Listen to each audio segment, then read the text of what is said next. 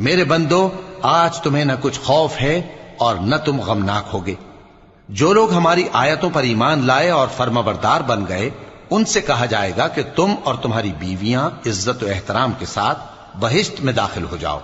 उन पर सोने की तश्तरियों और प्यालों का दौर चलेगा और वहां जो जी चाहे और जो आंखों को अच्छा लगे मौजूद होगा। और ऐ अहले जन्नत, तुम इसमें हमेशा रहोगे।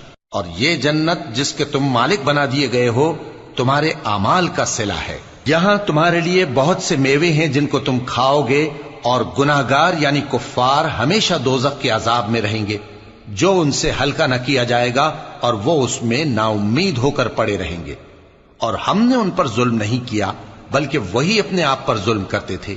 और वो पुकारेंगे कि ऐ मालिक, ऐ दोजख के निगरां, तुम्हारा परवरदिगार हमें मौत ही दे दे। वो कहेगा कि तुम हमेशा इसी हालत में रहोगे।